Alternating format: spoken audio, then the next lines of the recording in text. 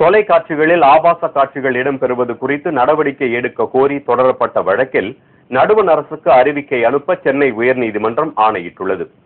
இது தொடர்பாக உயர்நீதிமன்றத்தில் தொடரப்பட்ட பொதுநல வழக்கு ஒன்றில் தொலைக்காட்சிகளில் ஆபாச திரைப்பட காட்சிகள், நடன காட்சிகள் மற்றும் நிகழ்ச்சிகள் இடம்பெறுவதாக குறிப்பிடப்பட்டுள்ளது.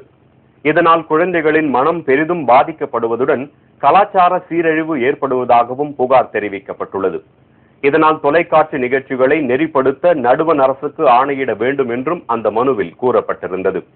இது தொடர்பான வழக்கு தலைமை நீதிபதி கோகலே மற்றும் நீதிபதி முருகேசன் ஆகியோரை கொண்ட அமர்வு முன்பு இன்று விசாரணைக்கு வந்தது. இவ்வழக்கு தொடர்பாக 2 வார காலத்திற்குள் பதில் அளிக்குமாறு தகவல் ஒலிபரப்புத்துறை மற்றும் தணிக்கை துறையினருக்கு அறிவிக்கை அனுப்புமாறு நீதிபதிகள் ஆணையிட்டனர்.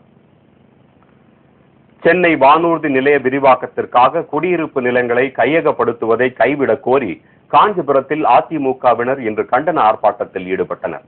காஞ்சிபுரம் மாவட்டம் கொளப்பாக்கம் ஊராட்சிக்குட்பட்ட குடியிருப்பு பகுதிகளில் சென்னை வானூர்தி நிலைய விரிவாக்க பணிகளுக்காக நிலம் கையகப்படுத்த தமிழக அரசு முடிவு செய்துள்ளது. இதற்கு எதிர்ப்பு தெரிவித்து காஞ்சிபுரம் பெரியார் நினைவு தூண் அருகே அதிமுகவினர் கண்டன ஆர்ப்பாட்டத்தில் ஈடுபட்டனர்.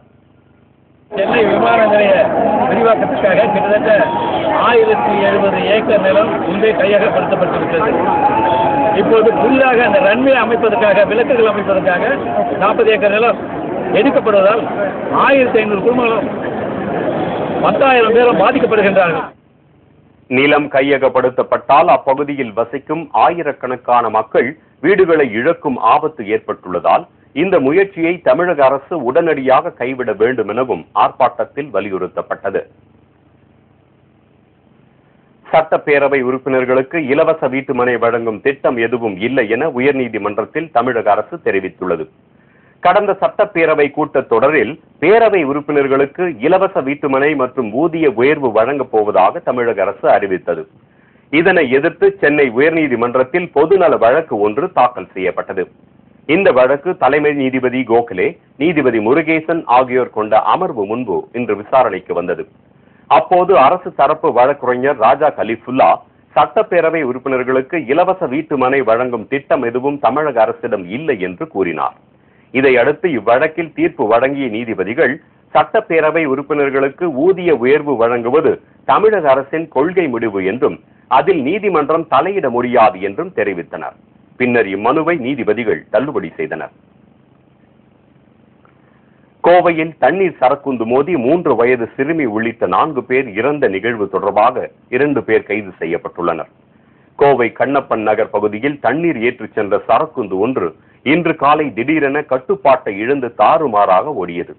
அப்போது சாலையில் சென்று கொண்டிருந்த 7 பேர் மீது சரக்குந்து மோதியதில் 3 வயது சிறுமி உள்ளிட்ட 4 பேர் நிகழ்விடத்திலேயே உடல் நசுங்கி உயிரிழந்தனர்.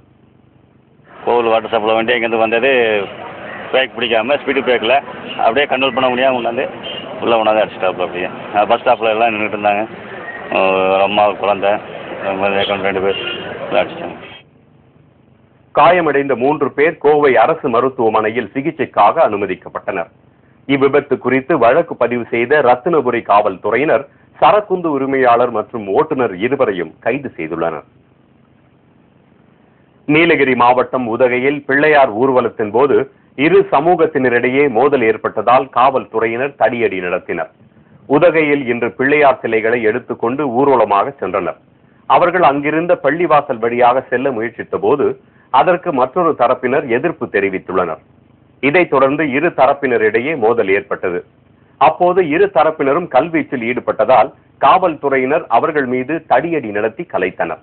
இதில் 2 காவல்துறையினர் உட்பட 8 பேர் காயமடைந்தனர். தடியடி நடத்தியதற்கு எதிர்ப்பு தெரிவித்து பிள்ளையார் ஊர்வலம் நடத்தியவர்கள் சிலைகளை இறக்கி வைத்து காவல்துறையினருடன் வாக்குவாதத்தில் ஈடுபட்டனர். இதனால் அப்பகுதியில் பதற்றம் ஏற்பட்டதை அடுத்து காவல்துறையினர் குவிக்கப்பட்டுள்ளனர். புழக்கத்தில் உள்ள ரூபாய் தாள்களுடன் வேறுபாடு காண முடியாத அளவுக்கு கள்ள ரூபாய் தாள்கள் கலந்து வருவதாக நிதி வல்லுநர்கள் எச்சரித்துள்ளனர். இவற்றை அடையாளம் காண்பதற்கான வழிகளையும் ரிசர்வ் வங்கி வழங்கியுள்ளது. அவை குறித்து தற்போது பார்க்கலாம். கள்ள ரூபாயா நல்ல ரூபாயா என வேறுபாடு காண முடியாத அளவிற்கு கள்ள ரூபாய்கள் புழக்கத்திற்கு வந்துவிட்டன. முகூர்த்த நாட்கள், தேர்தல் காலம், திருவிழாக்கள் போன்ற நேரங்களில் கள்ள ரூபாய்களை எளிதாக புழக்கத்திற்கு விடுகின்றனர். எது நல்ல நோட்டு எது கள்ள நோட்டுன்னு தெரியாத அளவுக்கு, யாரு செய்யறாங்கிறதும் புரியாத அளவுக்கு கள்ள நோட்டு ரொம்ப வேகமா பரவிட்டு இருக்கு. இது நம்முடைய சமுதாயத்தை பெரிதும் பாதிக்கும், பொருளாதாரத்தை பாதிக்கும், ஒரு பேரலல் எக்கானமி ஆகிடும், பணத்தினுடைய வேல்யூ குறைஞ்சிரும், உழைப்புக்கு மதிப்பு இல்லாம போயிடும். கள்ள ரூபாய்களை இனம் பிரித்து பார்ப்பது சற்று கடினம் என்றாலும் ரூபாயின் வரிசை எண், அதிலுள்ள காந்தி படம், ரூபாயின் குறுக்கே உள்ள கோடு போன்றவற்றை நன்கு உற்று நோக்கினால் வேறுபாடுகளை எளிதாக கண்டுபிடித்து விடலாம் என்றும் வங்கி அதிகாரிகள் தெரிவித்துள்ளனர். ஆனால் கள்ள ரூபாய் தாள்கள் தடிமனாகவும் வரிசை எண்கள் சிறியதாகவும் சற்று இடைவெளியுடனும் காணப்படும் என்றும் அதிலுள்ள காந்தி படம் வரைந்தது போல் இருக்கும் என்றும் அவர்கள் கூறுகின்றனர்.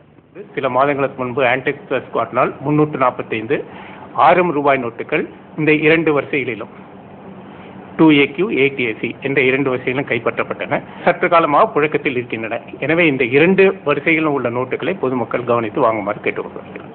கள்ள நோட்டுகள் சாதாரணமாக 2 பக்கம் தனித்தனியாக அச்சடிக்கப்பட்டு ஒரே ஒட்டப்பட்டு பிறகு சுற்றுக்கு விடப்படுவதால் இவை சற்று தடிமனாக இருக்கும்.